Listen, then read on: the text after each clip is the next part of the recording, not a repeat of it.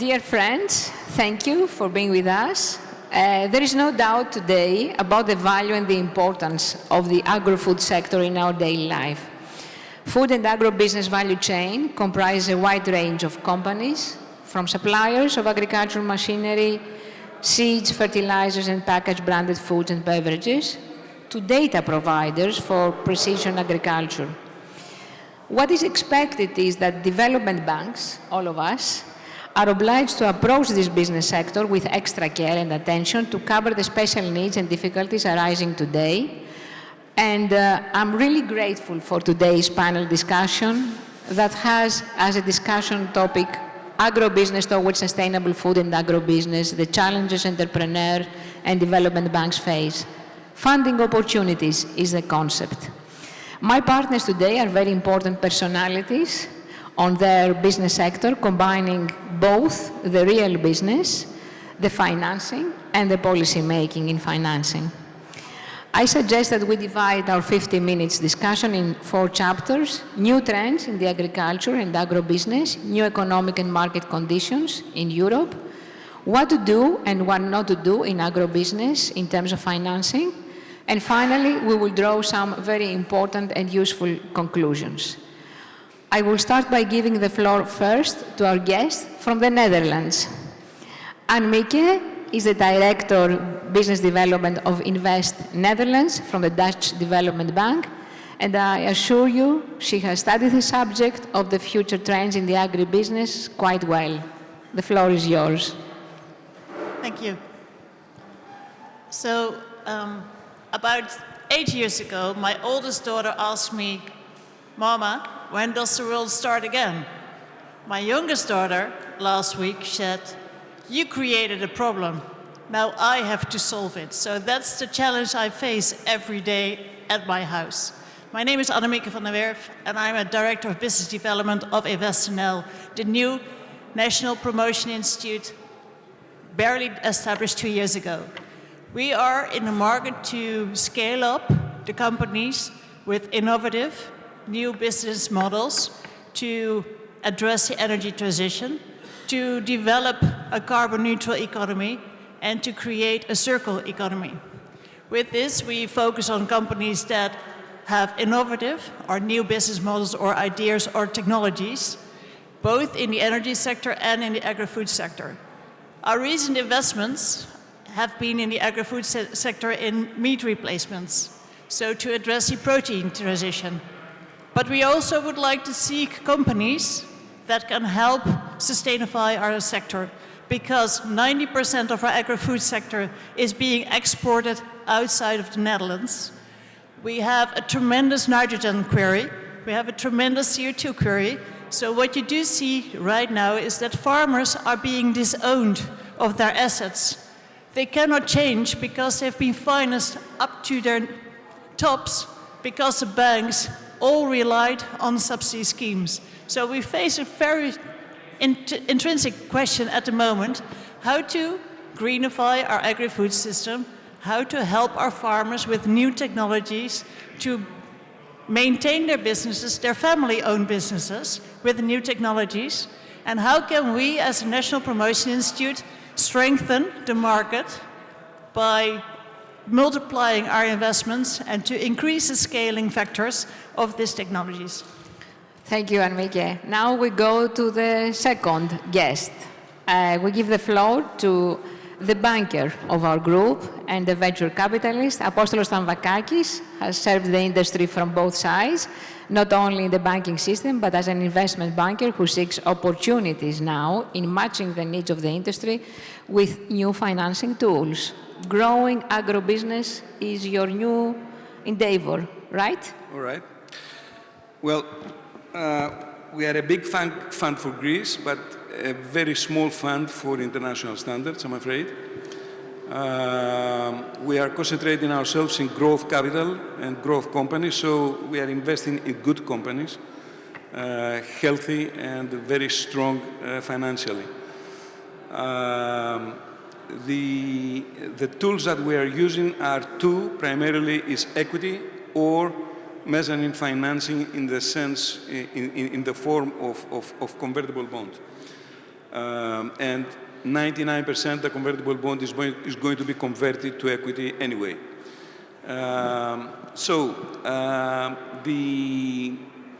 The challenges that we're facing these days are a lot, especially with the new geopolitical issues we have and also the inflationary pressure we have.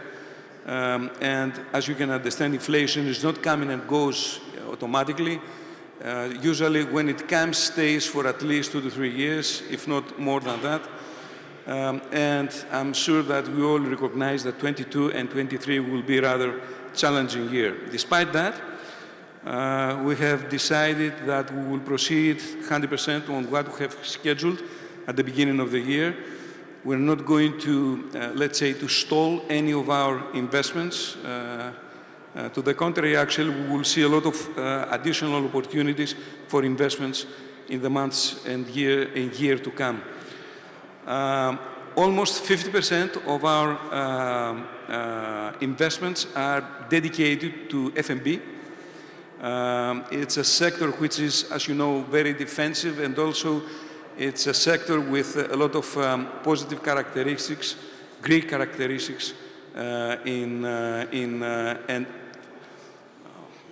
both ways, when you are entering and when you are exiting at the same time, because the easiest part of an investment is when you give the money to the company, and the difficult part is when you exit.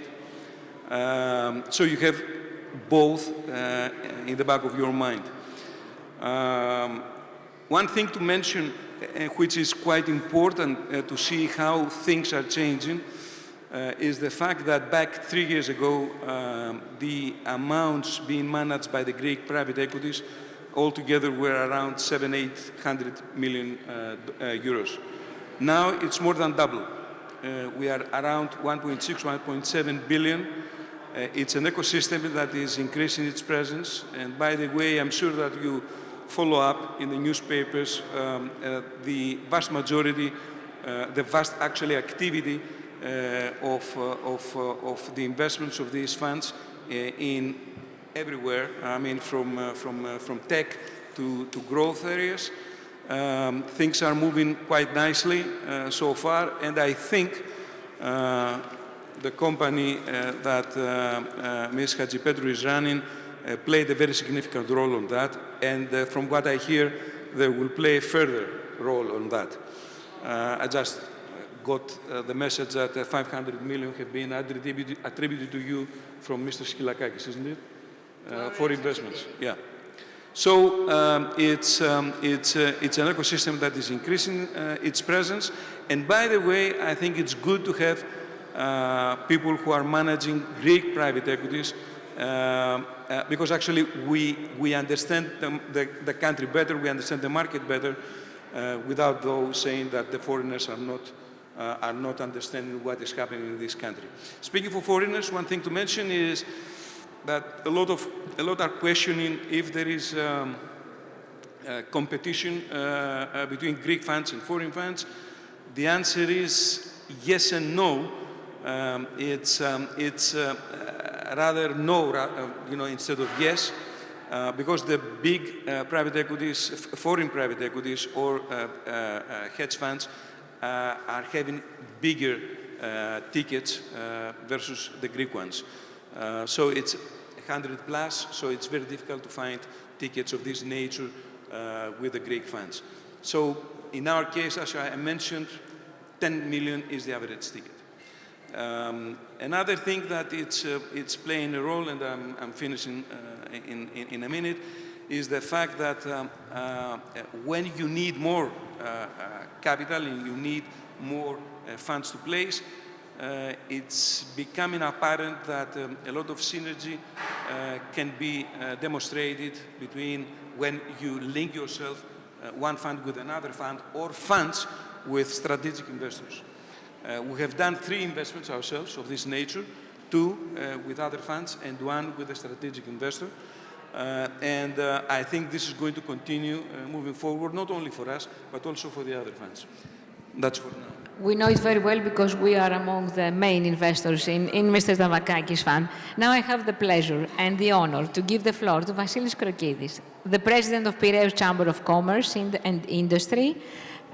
Himself is a very successful entrepreneur, and we also have the honor to have him in our board of directors, the board of directors of Hellenic Development Bank. Vasilis has a very interesting point of view about the agroeconomy and the direction of food security. So, policy making from that direction, what is your point of view, Vasilis? Thanks very much, Athina. It's my pleasure to be in the board of the Hellenic Development Bank under the presidency of Mrs. CHATZIPETROU. It's been for me a month with a very great experience, I would say, in this sector. I'm a merchant, I'm a trader from my early ages. I'm still be a trader, and I love that.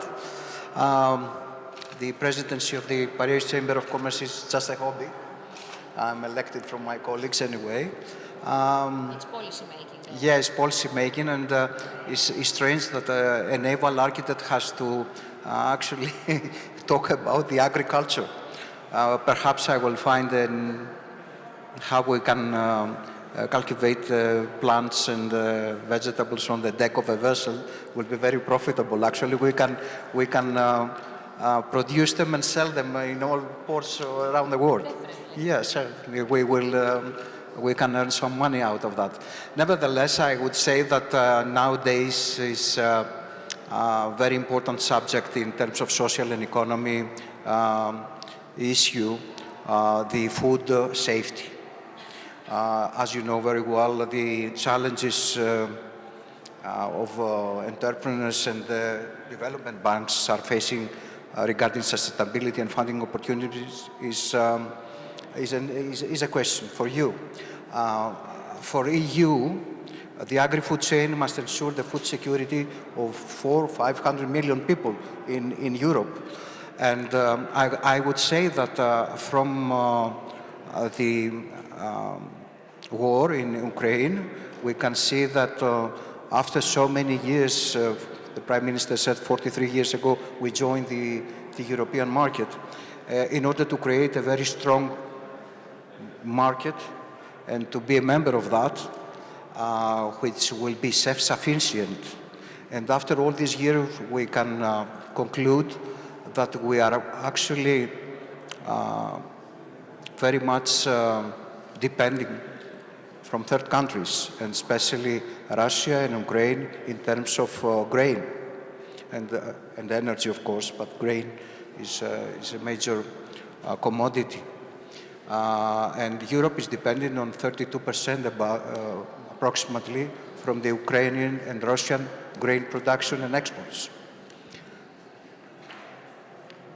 I think that we have to return to our original issue and the original idea of creating the EU, and we have to be self-sufficient in not only in natural gas, but in agri-food products.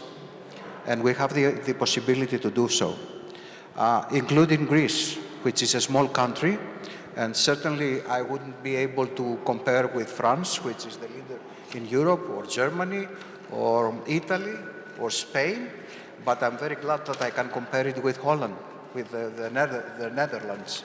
And why so? I've read that we have, first of all, similar surface area as countries.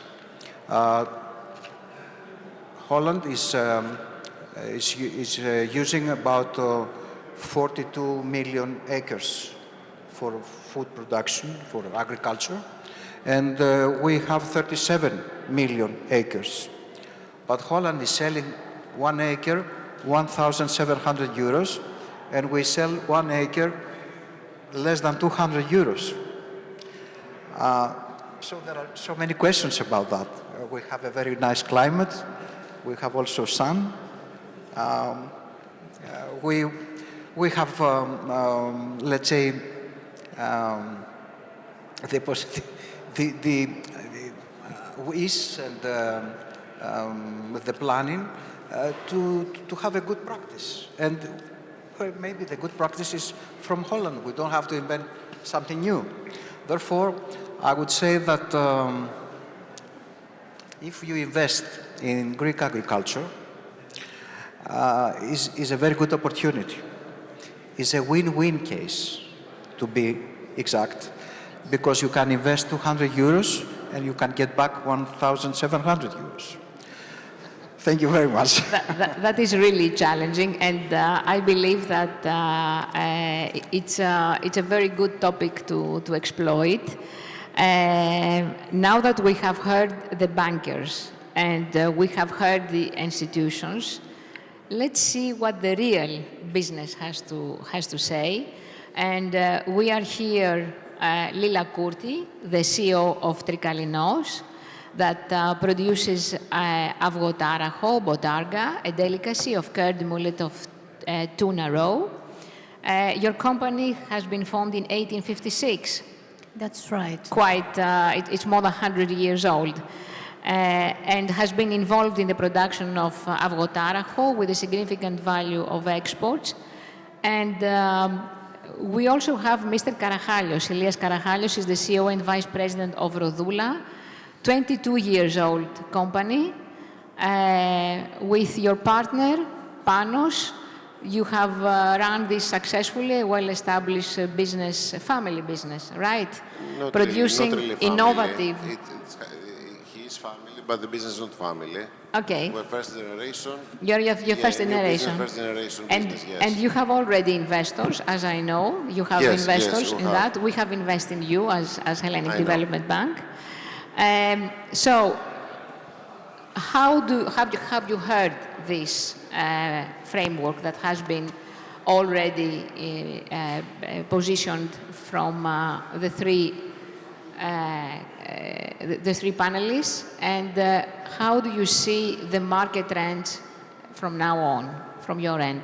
Lila, can you start from as a lady? We give the floor to Certainly. Lila. Of course. Thank you please. for the honors and welcome everybody. I want to thank you for giving the opportunity to our company and our family to share the experience which goes back to 1856, so you can understand how challenging these times have been for our family. Ever since that time, we had 2 wars, and we had a lot of destroying of our nation. At some point, there wasn't any nation at all, but we restarted, and this is how we see things in our family. Everything is a challenge that we have to face and put our hands together to make it happen. So even in these times that are really challenging, that we have to deal with all the costs that are rising like crazy, and the inflation and the war again, still we will find a way to get through this.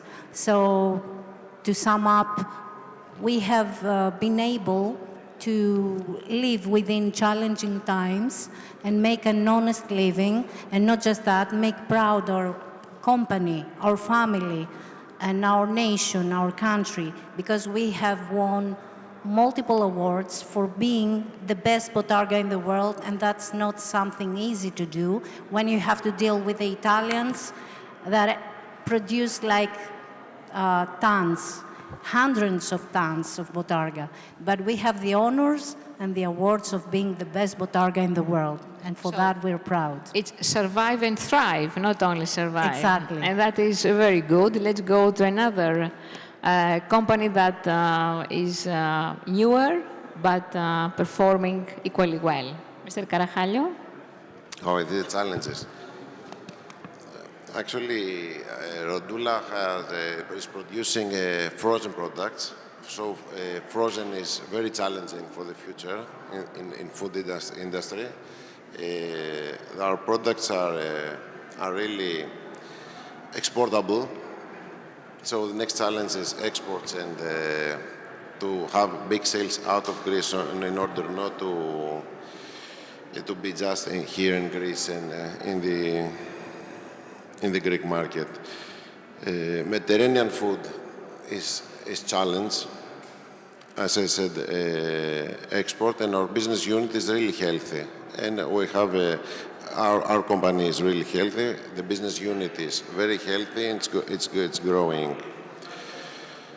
So with innovation, with new markets, new products, and you follow the new trends, I think that the business is going to grow a lot. We're not in agro-business, but we buy products from agro-business. We have flour, we have cheese, we have oils, and now, you know, we have a lot of energy, and the energy problem is, of course, big. And for us, everything is frozen, so from the start, from the production till the logistics. So you expect a big impact from the energy cost? Yes, of course, because we are absolutely frozen company. So we need the energy to produce, we need energy to freeze the product and store the product. And outside the energy, I mean, we have one impact. What are the market trends that you see? So we have the, let's say, what are the challenges? Challenges is energy cost. Another challenge could be raw materials. Raw material is primary flour. Flouring, okay. Cheese. Yes. Oils, margarines, butter. So two challenges, raw material as well as energy. And the market trends that could assist you in your extroversion, what are? I mean, what do you see as possibilities? In extroversion. For your to further increase your extroversion. So actually, we invest in people, in products and innovation. Now we are 25 million company this year, and our exports are about 15%. Okay. So the target is to double the score in the business plan 5 years, and the export will be more than 40%. So innovation is one thing. Innovation, new products, and as we see, our business unit is very extroversion. Extroversion, yes. So with new products, good quality, and the right people in the quality, stay within in HR, target. and in exports we can do, yes, excellent. we can help Greece, and other Greek companies can help us in order to have a good portfolio for as a country, firstly. Okay. But as a country, I think that we need to have a national marketing. We don't have a national marketing. We have here two very proud Greek companies. Lila, do you share the same worries? I mean, do you have a potential threat from the energy cost, or do you see any threat also from the raw material cost? And is still innovation among your best tools to increase your positioning in the market? Very good question, thank you. To put things in a row, our priority is to be innovative. Okay. So this is on our daily agenda. And because of that, we have made it possible to thrive. Otherwise, this product, because of a very high percentage of salinity and the super dry effect that increased the cholesterol, would be forbidden right now. So we have given a future and the ability to be able, the next generation, the fifth generation, to have this occupation, just because we have been innovative enough to make the changes, to change the way we produce it, to find the best raw material, to transfer our plants from the small area of the western part of Greece, in Etoloakarnania, and bring it here to the epicenter of financial and scientific world, because we needed the veterinarians, we needed the scientists, we needed the controls and the monitors of everything. So yes, innovacy is the way to make things happen and to put your mark on the daily plan. So apart from that, of course, what is happening with the cost raising is affecting us. And I don't believe that anyone here can say differently. So certainly these are difficult times, but what we have learned through the 10-year financial crisis is to work better, to exploit better, to use less sources and be more eco-friendly. So that will be, again, our plan. We will try to do the best, to take the best from all our human capital, because we have a family business that it is based on humans. So these times are putting us again in this point that we have to all work together in synergies and make advantages of what we have. They're not much, but we will make it. I think it's a very, very important message, putting value to the human factor. I want to come back to what Vasilis put on the table, that is certification, that is adding value to the hectare of Greece and growing to the same levels as in the Netherlands. We all know that the Netherlands is #1 in exporting agro products in Europe and #2 worldwide. I was lucky, I have worked for RVO for 2 years, so I know very well the strengths of the Netherlands in terms of certification, in terms of safety, in terms of creating value on the what we called agro business. And Vasili, having seen a more international approach, because you are in Piraeus, the biggest port in Greece, and one of the biggest in Europe, and the door for the Chinese market to Europe. That's true. So how do you see that our companies, primarily in the agro business, but across the value chain, can exploit more the extroversion?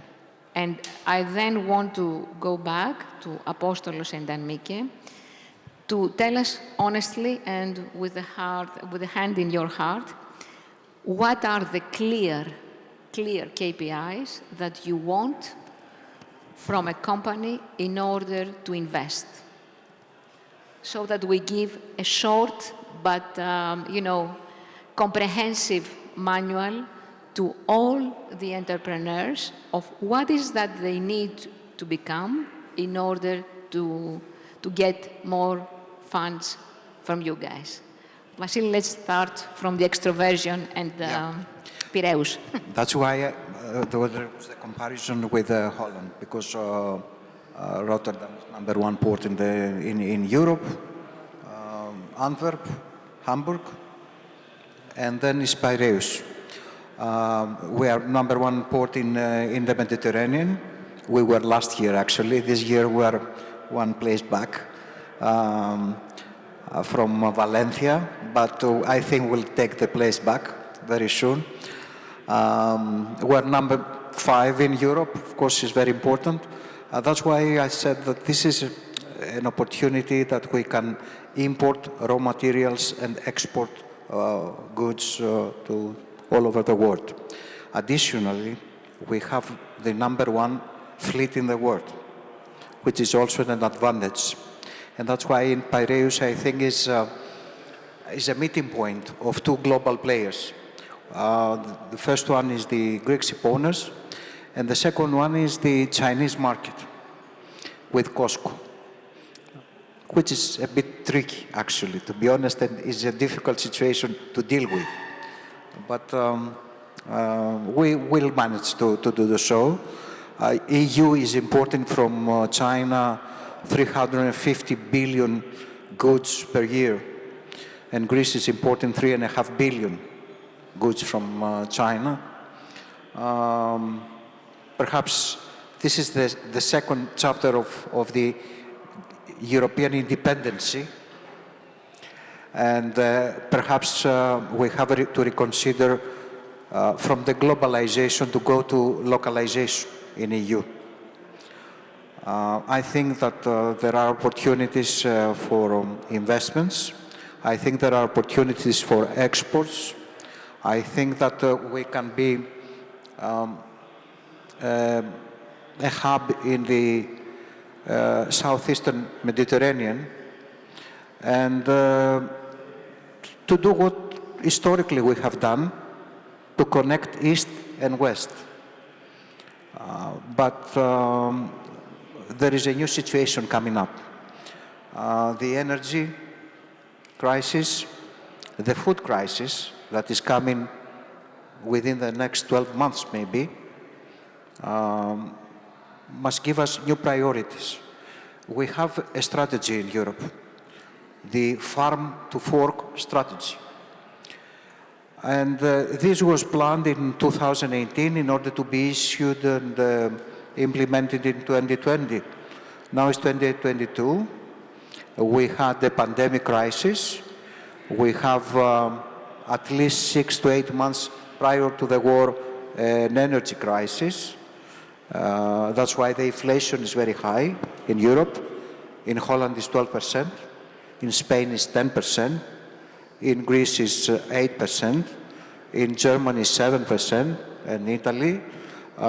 So before this to be stagnant inflation, we have to prevent that. In order to do so, we have to control a little bit the profit, not the prices, because if we put a limit on the prices, then we might create the problem to not to have sufficiency of the products. As Apostolos said, inflation is already here and it will stay for a while. But to the best of my knowledge, all investors invest in potential. Now, let's put the framework. What is the potential that we want to see? Apostolos, you start.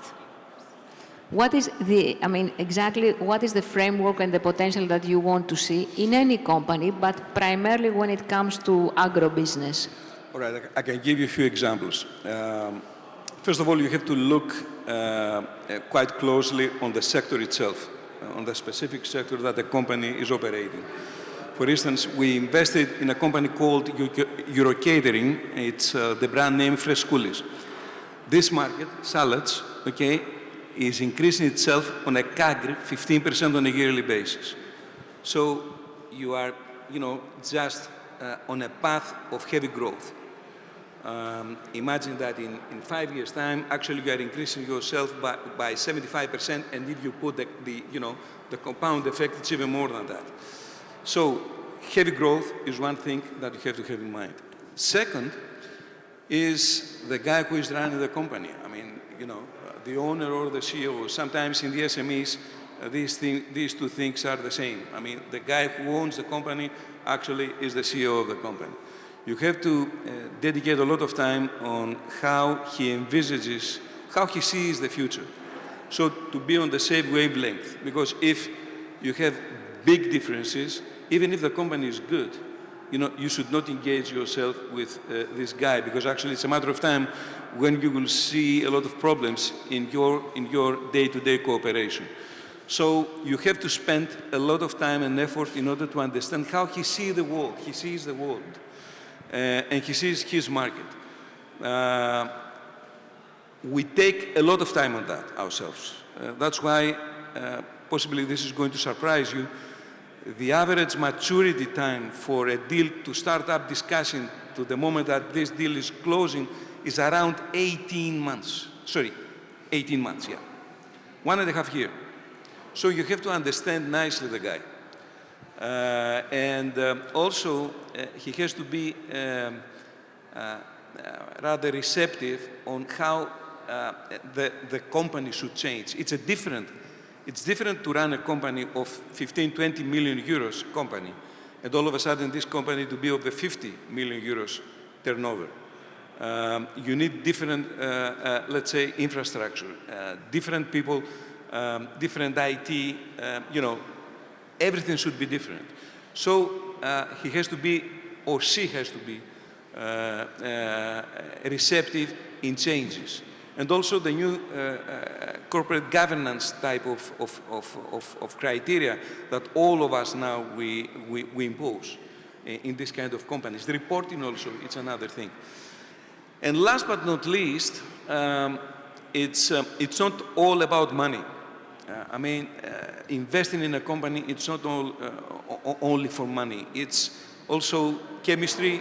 It's also, you know, sometimes a new face can think out of the box, can think, you know, out of what this guy was thinking of as a company, you know, for the last 20 years, because actually he established the company, he's one with the company.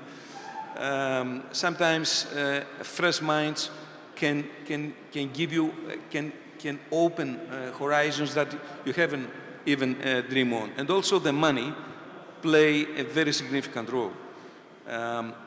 Usually we have the tendency ourselves to put more money and more money in the company, because actually enriching the company with equity, because equity is very scarce commodity, believe me, especially in this country. You know, equity opens the doors of the unthinkable. Imagine that if you increase the share capital of a company by 10 million, the banker thinks that he can lever up this company to 2.5 times. So it's 10 plus 25 million, 35 million altogether. 35 million, it's, you can do hugely different things from what you were doing in the past. And that's sometimes, you know, drive the company to do miracles in 2 to 3 years. Usually ourselves, when we are entering a company, the idea is the company to be double, at least double in EBITDA, and at more or less double or close to double in turnover in 5 year times. That's why this is the only reason, you know, in order to reach IRRs in the magnitude of 20%. This is more or less of how we are approaching things. And Mieke, and how's the Netherlands? You agree? I agree. In everything. So we have Pretty much in everything. But to add to that... We have already reached agreement with the Netherlands. That's excellent. It just took us less than 1 hour. Add to that, what I also would like to emphasize is that the entrepreneur should be very strong towards its investors. Don't accept any investor. Really probe on your investor. Ask what the investor is aiming for. Is the investor fit for you? Is the investor anticipating on an exit strategy within a very short term you cannot live up to because the impact you'd like to create is not within that time frame? Don't go with that investor. If there's we say a Polish crowd at the table, 25 investors all having their own directions, make sure you clean up the investor table. You will only work with investors well if they are like-minded to each other and have one agenda for the company. With extra market access to finance, like what Apostolos said, you can only get access to finance if you have an aligned crowd. So be strong to your investors. So it's not only Apostolos, the investor, to choose the company, it's also the company to make its homework on choosing the right investor. It's actually 80% of this is linked with the company, not with the fund, because actually they have to take the decision. Exactly, yeah. The beauty is that you have to think how you grow fast, and there are different options, quite different from the options you had when you were alone. And imagine, remember something quite important. Usually the financial investors are good corporate citizens, are not producing problems. You know, because actually you align yourself with someone who is willing, you know, to see the company growing faster of what you were imagining yourself. And that's why you see in many, many cases unbelievable growth potential in companies that, you know, at the beginning, even yourself, when you were investing in the first place, you couldn't believe that this could happen. I can give you an example, if I may. Sure. We have invested in a company called Cosmosport. Possibly you know the company. This company, at the moment we invested, they had around 35 million euros end of 19. And they had 35 million euros turnover, 240 employees. We invested 12 million euros. At the moment of the investment, the company had own means 4 million. Imagine, from 4, we went to 16. Okay? Retail, athleisure. Athleisure is a good market, by the way. It's increasing by almost 12% on a yearly basis worldwide. We know it in the family. Yeah, you know the family. No, I know the family, but we do athleisure in our family as well. Okay. So this company, almost 22 months after, they presented 82 million euros from 35. 22 months after.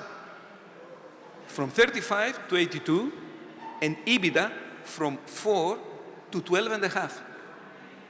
Just in less than 2 years. And we sold the company, of course. Yes, but that means that when you enter, you provide also mentoring. And this is where I want to pass over to Vasili. Vasili, you are in the policy making.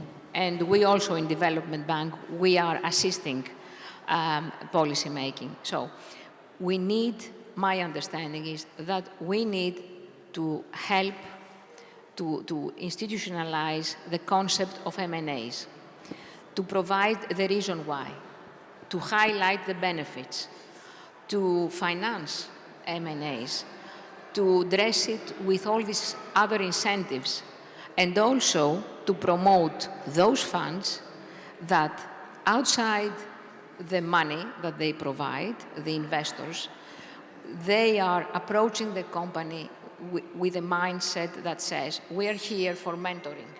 We are here to foster your vision, to align behind the same vision, to agree on the priorities, to agree on the strategic things. How we should proceed? You are a player in the SMEs universe. Yes, I'm an SME, as far as I remember myself, to be honest. And the dream of a small company is to be a medium, and the dream of a medium to be a large one. But in all stages there are certain problems, and the problem in Greece at the moment is that from the 680,000 small, very small and SMEs companies, only 40,000 are bankable. And I don't know if there is any choice to choose the bank or the customer, since you have a very limited number of companies that you can talk with them. And I don't know if the only... This we will solve it. You know that. You are in the board. Yes. Don't play that you don't know it. Yeah, it's done that. It's true that. It's true that we actually we want to be more flexible. You create products that they are targeted the SMEs, but they are going through the banks. And sometimes there is a filter from the banks, and they don't let all these products to go to the final destination, which is the company. And sometimes we have to inform the company in order to go to the bank and request and ask for this product, if it's available or not. I think this is not the picture that we would like to have, or the situation we'd like to have. No, but we have here, for example, companies that have not only survived, but they have thrived through the crisis. So we have entrepreneurs that are able to continue their business. Now, what can we do from the policy-making perspective so that we encourage their strengthening through M&As, and also present themselves better towards the funds. So either it's M&As or it's a combination with a private investor, a venture capital scheme, any kind of strategic investor, any kind of scheme. We are here to assist the companies to grow. Okay. How can we do that? I think that regardless of the size, the company has to present a business plan. They should have, even after the 10 years of the crisis in Greece and the 3 memoranda, the 2 years pandemic, I don't know how long we will take this energy crisis, we still have to have targets. And we have to create help desks in order to assist the companies to make these business plans to be realistic. Of course, we can imagine whatever we like, but we have to see what is possible to be done. And I don't know if these specific companies actually were helped by the pandemic in athletics, because everybody wanted to have an athletic gear in order to do whatever. So they took the advantage of these 2 years. We have to see after 2 years what is going to happen to the company, if they will keep the share to the momentum. market, okay, or they expand to something else. This is the, it depends on them and the company strategy. What the SMEs want, actually, to me, at the moment, is microfinance. Okay. Now, since we have only 10 minutes to summarize, I would just give you the bullets, and you make one comment to any bullet you want. Choose whatever you want. We need to, each SME needs to have access to finance, because as Apostolos mentioned, even if an SME starts discussions now, they need 18 months to conclude. So they need to survive for 18 months. Access to finance for small companies, we invite you. We have products in the market. Hellenic Development Bank is supporting SMEs ecosystem with horizontal and vertical schemes. We have guarantee schemes. We have co-financing schemes for investments. We are doing this kind of job in order to assist the SMEs to continue their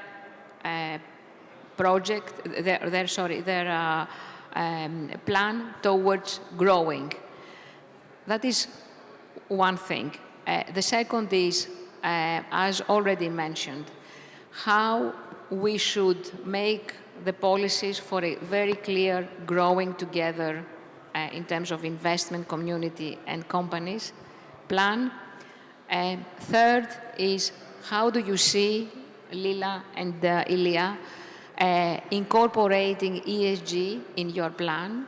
And let's have also the investment community tell us how important or not important is ESG in this in the investment plan of any fund in the future.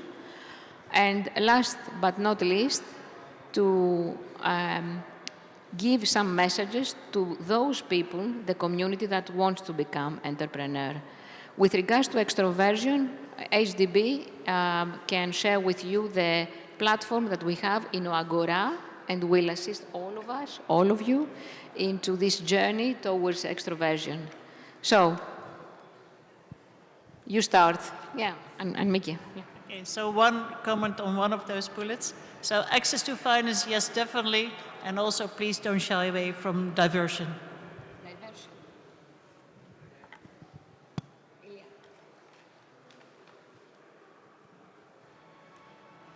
Actually, we have an experience from equity and fund, because we have already one equity that has invested in our business with not a big percent, but we have already investor and we have. Yes, yes.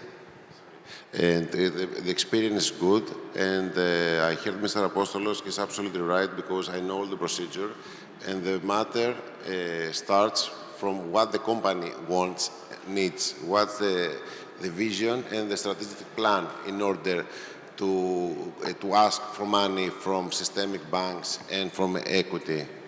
If the company doesn't know the vision and what she wants to be after 5 or 10 years, and vision. What you want? Where do you want to go your company? Yes. And they have to understand what businessmen have in their mind. So if you clear this, strategic plan yes. vision. Apostole. More incentives for M&As. More incentives for M&As. The incentives of M&A so far are not sufficient, and two, have a target to increase the ecosystem of private equities in Greece to be at least double in 2 years' time. Double than 1.5? Double than, so we target 3 billion ecosystem. 3 to 4 billion. Excellent. Challenges need opportunities, and opportunities need challenges. Okay. So take the challenge and fund the agriculture business, the SMEs, because we have a cosmogenic in agriculture, and also we're going to have an agri-food revolution, like the Industry 4.0. So we see a revolution in energy and agro as well. Excellent. So I would say to each and everyone that would like to become an entrepreneur that you must know where you want to go. You must have a clear vision of what you want, what is the change that you want to bring through your job, through your profession. And if you know that, you will make it. No matter what, no matter the challenges, the times, these are always the same. Challenges are there for us to prove that we are capable of doing so. Thank you. Those panel, though, closes with those messages: diversion, clear vision, more incentives for M&As, target for double equity market, and turn challenges into opportunities. Thank you so much, all of you. What about the microcredit? You are talking about agribusiness, while the food industry will have the problems with farmers for the next years. You created the microcredit fund. Yes, just created. We didn't publish it yet. With the Ministry of... Mr. TAMVAKAKIS could go ahead with this microcredit program. Not me, because we are private equity. Microcredit is not for private equities. But microcredit in essence exists through Symboliaki. So in essence, all the companies that we are investing to, they use this kind of instrument in order to finance the farmers themselves. You see? So it's an indirect microcredit from the companies to the farmers.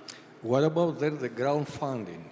Could you crowdfunding go to the ground funding between farmers, agribusiness, and investors? Yeah, crowdfunding in Greece is not working so far, as you know, for a number of reasons. I don't know, not even one who tried to establish such a microfunding, or even a fund of this nature in Greece. You have to be very daring to do so. But it's working in other countries. Possibly will come sooner or later here. Thank you. Any other question? Well, Mr. TAMVAKAKIS, you mentioned before that 50% of your funds are towards the F&B business. But the KPIs you mentioned before are quite broad for, I would say, that are applicable for almost any business. So what's the difference in investing in F&B rather than investing in an index in the system?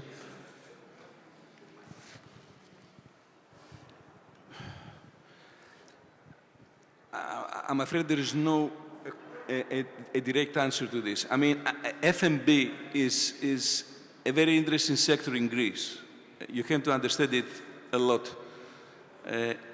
Personally, it took me, a lot of time in order to understand how the market is working. For instance, It's different to invest in frescoulis, and it's different to invest in a company which is producing eggs. Huge differences.